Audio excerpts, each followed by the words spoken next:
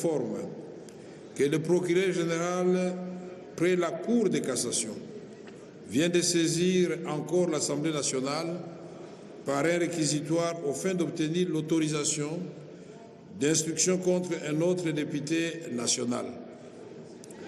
Je passe la parole à l'honorable rapporteur pour nous donner lecture de la correspondance du procureur général près la Cour de cassation. Il ne faut pas faire du bruit. Bébé, ça peut s'agir de vous, Joseph, ou de madame.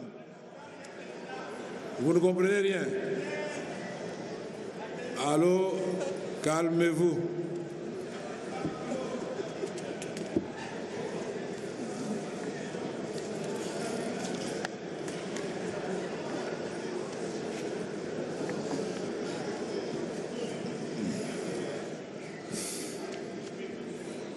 Merci, honorable président.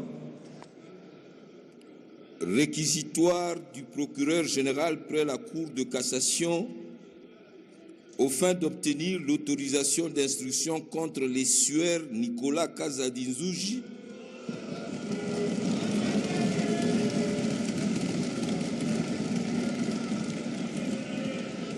ancien ministre des Finances, actuellement député national.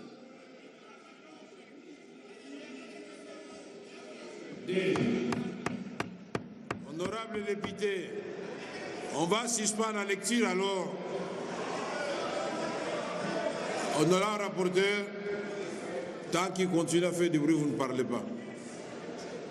Je vais demander au rapporteur de gagner sa place, on passe au point suivant. Ou vous faites silence dans la salle et il continue la lecture du réquisitoire. Nous sommes d'accord? Mais pourquoi vous dérangez comme ça, monsieur? Honorable rapporteur, vous avez la parole. Merci, honorable président. À l'honorable président de l'Assemblée nationale, aux honorables membres du bureau de l'Assemblée nationale,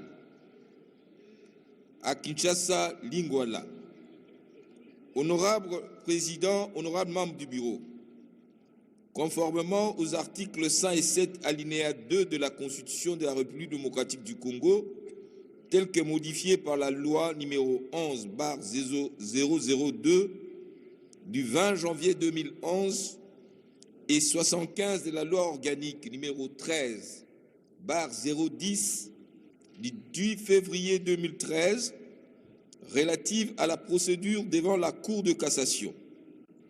Le procureur général prête cette cour à l'honneur de vous adresser le présent réquisitoire aux fins d'obtenir l'autorisation de l'instruction à charge des sueurs Nicolas Kazadinzouji, député national. 1. Exposé de fait. En date du 4 mars 2025, M. Nicolas Kazadinzouji, ancien ministre des Finances de la République démocratique du Congo, actuellement député national, a fait une sortie médiatique au cours de laquelle il a révélé la gabegie financière à outrance, caractérisée par de nombreux maux qui gangrènent la gouvernance publique. À cet égard, ici est de relever que le point fort de son interview épingle grosso modo le mot suivant: la culture de la jouissance caractérisée par la dilapidation des fonds publics au mépris de l'orthodoxie budgétaire et financière. Le projet improductif financé pour détourner le fonds public, la création intempestive des établissements publics en violation de l'orthodoxie budgétaire et à marge de structures standards du gouvernement. Il en a dénombré une cinquantaine dont certaines ne fonctionnent pas.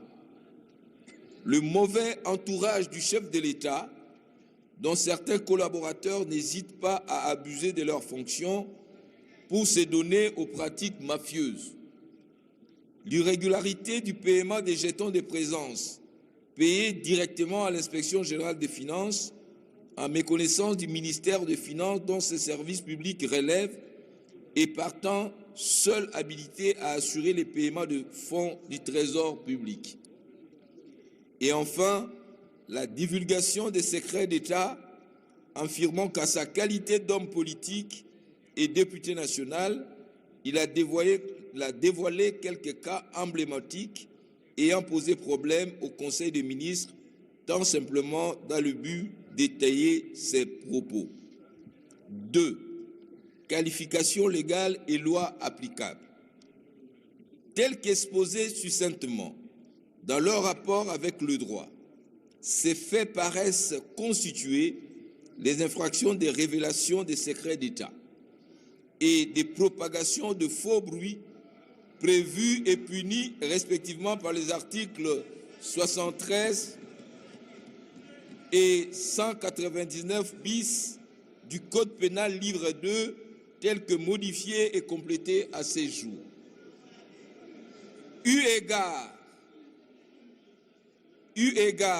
à la gravité des faits, il est de bon droit que le député national Nicolas Kazadi-Zouji puisse présenter sa version de faits et de preuves pour éclairer notre religion.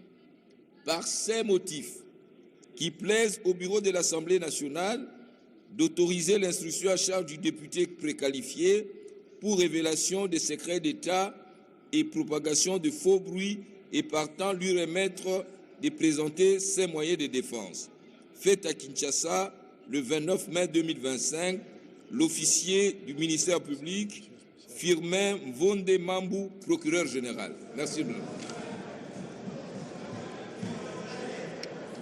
Honorable député, merci honorable rapporteur de l'Assemblée nationale.